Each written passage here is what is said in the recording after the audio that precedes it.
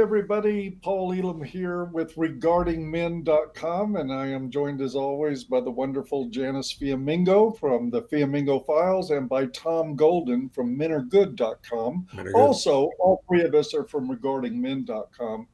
And guys, we're going to talk about politics today. And I do this with a heavy heart to look at what's going on in our political establishment, in particular with our presidential election.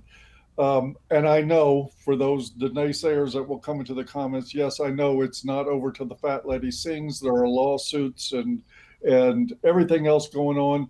And I'm as hopeful as anybody could possibly be that President Trump will prevail in his legal battle for recounts and hopefully pull this out. But for all practical purposes, um, it looks as though the establishment has made their choice and possibly even the voters.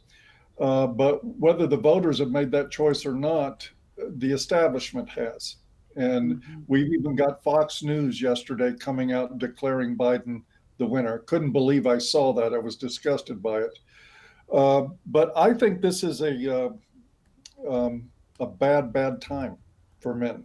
I really do. I mean, we can just pick out some of the obvious stuff. For instance, President Trump put Betsy DeVos in charge of the Department of Education, and they rescinded the Dear Colleague letter, which had effectively suspended and abridged civil rights for young men on college campuses. They were given no due process. This went on for years during the Obama administration. This started in 2011. Um, and so here we are 9 years later, looking at it coming back. And Biden has already said one of the first things he'll do as commander in chief, as the chief executive of the United States, is to reinstate that. Guys, your rights are going away again. Yep. Uh, First day, he said. First day. This is what America voted for, is a president who has promised on his first day of office to gut the civil rights of young men attending college. That's exactly right. It's disgusting. There is a lot more going on. I mean, I'm just going to go ahead and say it. It is obvious to me, completely obvious, that Biden and the Biden family are corrupt.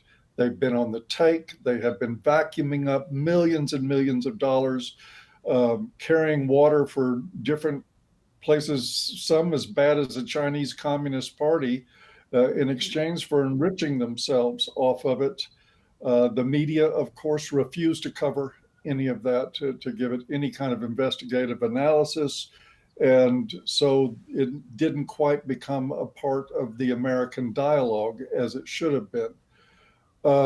Policy wise, the man is an absolute disaster, in my opinion, absolute disaster. I do believe this will have profound negative consequences on our economy in the long run, certainly on our civil rights. This guy simply doesn't care. He sold out a long time ago. And now here he is. The establishment needed an empty vessel in the presidency in order to get whatever agenda they want done. And that's exactly what they've got, because Biden will do anything. He has no core values. He'll do anything whatsoever as long as he makes a profit from Well, it. and I would say, Tom, you were about to say something? he does have one value, and that is women.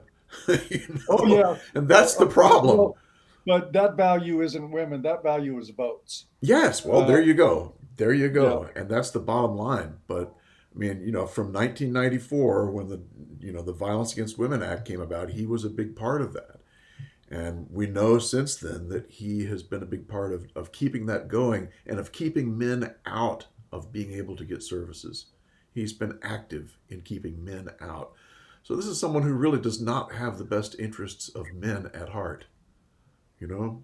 Matter of fact, he has the worst interests of men at heart. Apparently, he does. His policies seem designed to inflict harm on men. And this Yes. is a lot of times in the blue pill male world. This is what we see as how hierarchy and competition is expressed.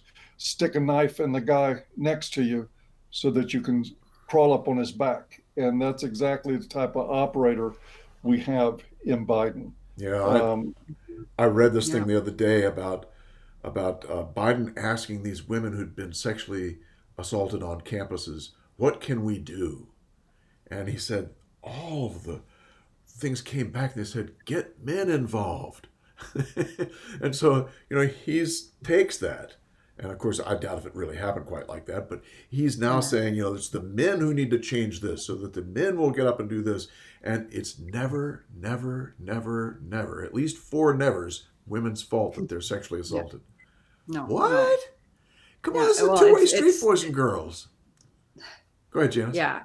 Well, I mean, exactly that. That I think you're talking about the famous interview in Teen Vogue Yes, from yes, 2017. So this yes. is years into, I mean, he wasn't vice president anymore at that point, but this is years into his enthusiastic endorsement of the Dear Colleague letter and all of the implications that it had for due process on college campuses. And he in that, I mean, everyone should read that interview. I think it's in Teen Vogue 2017.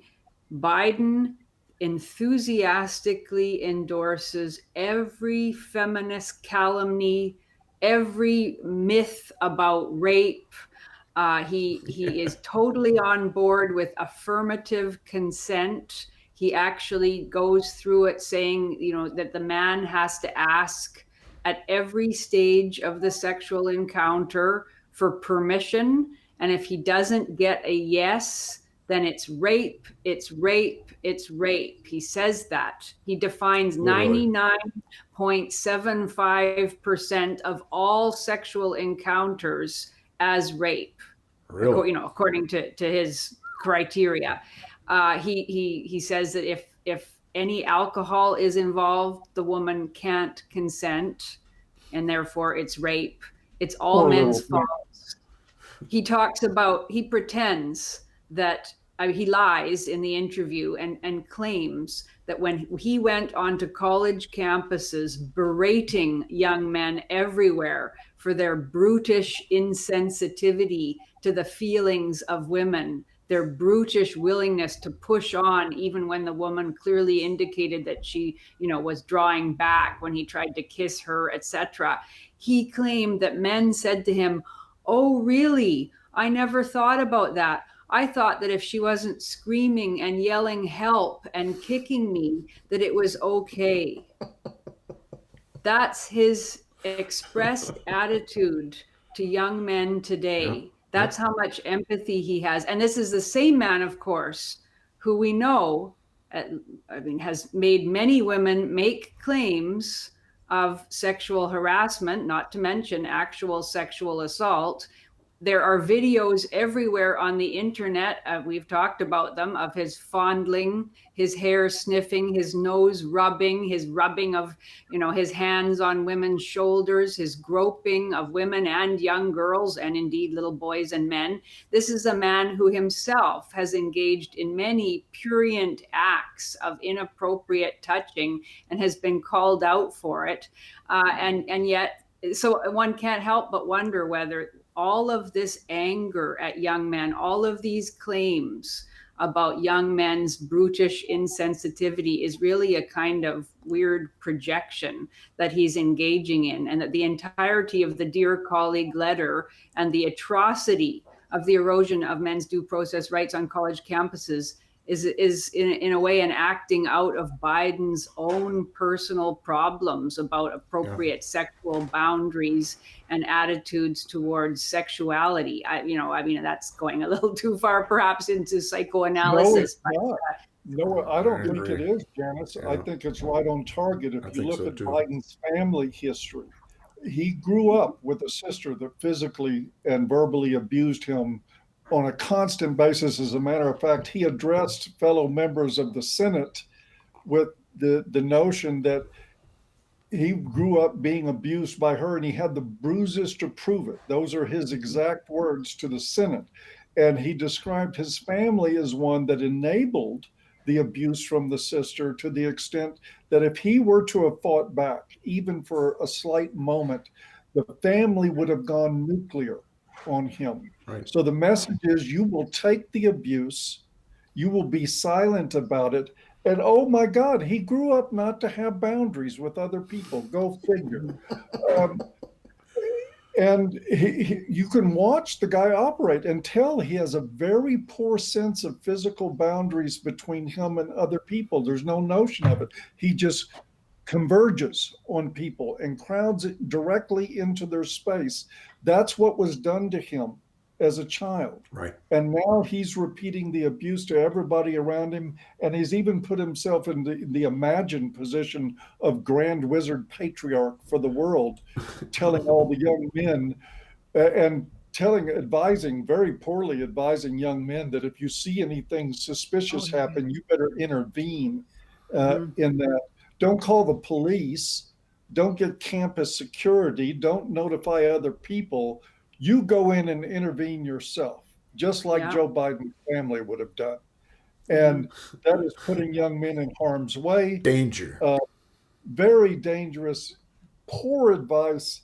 This guy, I mean, I still can't even overlook the fact that I'm terrified right now that within 2 or 3 years, we're going to start a rapid decline in America because Joe Biden will sell us out to foreign powers. He has a long established track record of doing that, but he's also attacking us. His policies are attacking us within, endorsing feminism to this degree, endorsing these crazy, sick ideas about what constitutes rape, fomenting division between men and women, especially in the late teens and early 20s, the years people go to college.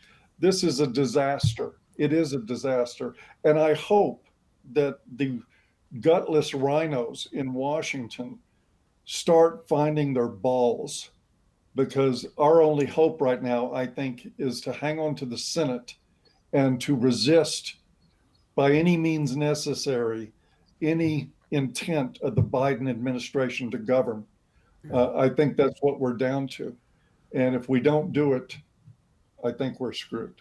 Well, I'd like to add a little note of optimism, because Good. I think that anytime there's a death, there's also a birth. Anytime something is born, there's also a death. I mean, there's two things happening.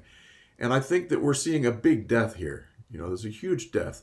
But I think there's also the potential for some births. And one of the births might be a damn new political party for the United States. Trump and 70 million people could definitely create a new political party that could change the political landscape. Another thing that could happen would be a new daggone really conservative network news, something that's going to tell the truth rather than all this BS you get from the mainstream media. So those are just two things, but I think that there could be some things that are going to grow out of this, even if we lose in the worst sort of way, that might help in the long run. The question is how much damage can be done in 4 years. And if they have the Senate, I think the answer is a lot, but we'll see. Yep. We'll see. And there is a death that I think is positive. We have just witnessed the death of the American Democrat Party as the party of the working class. That's true. That's done. It's over. Yep. Republicans are now, if they choose to take advantage of it, the Republicans are the party of the working class and the Democrats are the party of the coastal elites. Yes. And this happened almost seemingly overnight. It took the Trump administration for it to happen. Yes. But this election, I think, put the final nail in the coffin as Democrats. And we have seen Republicans in this election, at least under Trump, make inroads with minorities, even with the GLBT community. Yes, yes. There has been political inroads made. So if I think of Tom's notion, and I agree with it totally, I'd love to see a MAGA party formed in the United States. And of course, people say, well, you'll just take votes from Republicans. I'm like, I don't give it. Good. They've been gutless wonders who have sold out over and over and over again. They're trash politicians. We should take votes away from them. Yes. Yeah, the other thing that may have died here is the passivity of the American voter. because I think that 70 million people are seeing that there's a fraud here. And if this goes Probably through, 75 million. yeah, maybe 80. It's going to piss Yeah. people off in a big way, and that means some action we've never seen because people have been so lackadaisical. And so, oh, the politicians will take care of it. That no one's really watching what these people are doing. Now we're going to start watching, hopefully. Sure hope so. Sure hope so. But I'm just so worried about all of the ways that Biden Harris are going to I know. weaken the country. Trump was bringing manufacturing jobs back. Blue collar happy. Yeah, and that is all going to go away under Biden Harris. I'm flabbergasted to think. Anyway, I can't believe anybody would vote for that. The end of energy independence on the part of the United States. My God. Well, The disregarding of Trump's foreign policy successes. He neutralized North Korea. When he first took office, North Korea was a massive threat. I remember predictions that he was going to bring us to nuclear war with North Korea. It went away. He scrapped the Iran nuclear deal. We haven't heard anything much from Iran over the last few years. I can imagine, he neutralized to a certain extent China's ambitions. You can imagine what Taiwan is feeling over the last few days and the worries about that. Oh boy. Hong Kong has just seen its hopes for a resolution of its horrible situation evaporate. Trump was bringing peace to the Middle East, which nobody could manage to even begin to affect before him. None of that, of course, was reported properly. The corruption of the media has just been breathtaking to see. And it's anyway. I just really fear all the damage that can be done, particularly to men.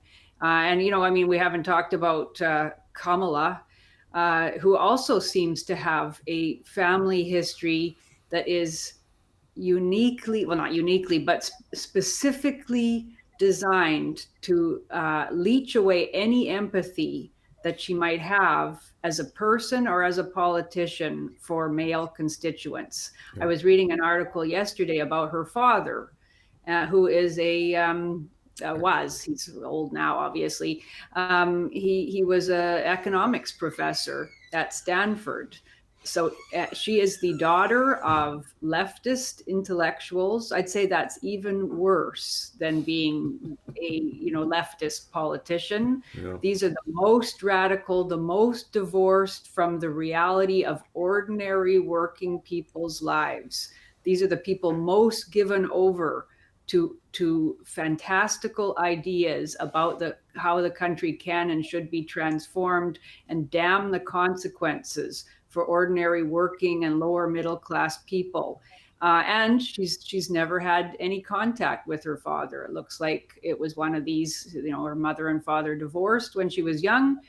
Her mother essentially made it so that her father had no contact with the children. And Kamala now seems that she doesn't even mention her father, and she idolizes her mother. And her ancestors had slaves. Yeah, I don't really care about that, quite frankly. Except that, I don't know whether people should be responsible for the crimes of their ancestors. Not. But this is what you hear from the left all the time. Yeah, I know the fact that she is such an identity politics ideologue. Well, I don't even know if she's an ideologue, because I don't even know if she actually has an ideology other than power. I don't think she does. I think she probably doesn't care. Obama, I felt, was like that too. I didn't feel he really cared about any of the issues. They were just routes to power. But that is the route to power now, is the most vicious form of identity politics, as embodied in critical race theory, which essentially says that all white people are uniquely guilty for the sin of racism and must pay in their collectivity and in their individual personhood for generations to come, must pay for that sin. And, Trump had the balls to outlaw the teaching of that, which is the most divisive possible kind of teaching to be giving to people working for the federal government. And now Biden has said on his own website that he's going to implement all of that stuff. He's going to hire into the federal workforce solely on the basis of identity politics. It's just it's horrible. It's really beyond words how bad it is. And I would like to address something else in the midst of this too. Biden apparently wallowing, or what's the word I'm looking for, enjoying his apparent victory very much, has talked about reconciliation and that he wants to be the president for all Americans. Let me be the first among the three of us to say, fuck that and fuck Joe Biden.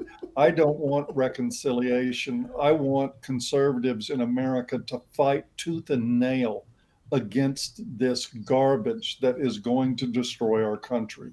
Yeah. I have no interest in working with leftists. The party, the Democrat Party, is going the direction of AOC. This is where Janice just mentioned. They're going to go back to critical race theory in our government institutions. This is a malignant ideology that they're putting into a system that has actually run very well for the betterment of many, many millions of people, and has done more to promote inclusivity and diversity and to fight discrimination than any country ever dreamed of. And they're going to destroy that, and they're going to turn us into a nation of bigots, of people who hate whites, and groups competing with each other for highest victim status. We're going to see all this craziness, and it is because, unfortunately, I mean, if the vote is accurate, which I have severe doubts about, but if the vote is accurate, then it says the American people are just on a suicide mission. Lemmings. Exactly. And it's heartbreaking. I grew up in a generation that we challenged government. We were anti-Vietnam War, and had every good reason to be. Yes. And I definitely believe in questioning government power and government overreach, like in the Snowden case. I really feel strongly about that stuff. But this is a different animal altogether. This is about kicking the pillars of our society out from underneath the people. Right. And it is just awful. So I'm very disappointed in my country right now. Well, we'll see how it turns out. You never know. We'll see. I got the fingers crossed. Me too. We'll see how it works. Well, I mean, it's going to be another month, it looks like, and it certainly sounds as if massive voter fraud took place. We can only hope that will be fully investigated, and that the vote can be redone there. I mean, I've heard horrible stories about dumpsters full of ballots for Trump, and in which case an investigation, if those can never be found, I think the vote just has to be done over again in those contested states, and we don't know what the outcome will be, but it's a very grim time, and I can't help but think that some of the people who voted for Biden-Harris did so without full understanding of the issues involved, because if you just come home from a busy day at work and you stick on CNN, you're not going to know. You're going to have had a completely distorted picture of who Trump was and what Trump was doing for the country, the incredible good that he did. Fear has been whipped up, of course, about the so-called pandemic and what must be done to so-called control it. Biden is already putting together a task force that's now calling for countrywide mask mandates and lockdowns, the economic damage that will be done, the lives destroyed, the livelihoods lost, the depression and despair and government dependency that will be fostered by that is horrific to contemplate. So one can only hope for the best, and that the red wave will find ways to continue. Yeah, amen to that. Are we finished? Yeah, I think on that cheerful note, we'll have to end, and yes, hoping for the best. If Biden got elected, I think we're pretty much finished. Well said, sir. Well said. Anyway. Oh, boy. Well, with that, I want to remind everybody this is Regarding Men, where red pill loneliness comes to die, and where we hold men in high regard, and that includes politically. Thank you for joining us. Please check the links below if you haven't done any of the Regarding Men groups. You are missing something that is just fantastic going on every day of the week. Check it out. You're going to enjoy the connection. Yeah. regardingmen.com/join. And with that, I guess we will wish everyone a hearty goodbye, and men are good. 3 times in a row. We seem to be able to do this. I'm telling you, if I wait long enough, we'll be all right. Y'all take care. We'll see you then. Take care. Bye-bye.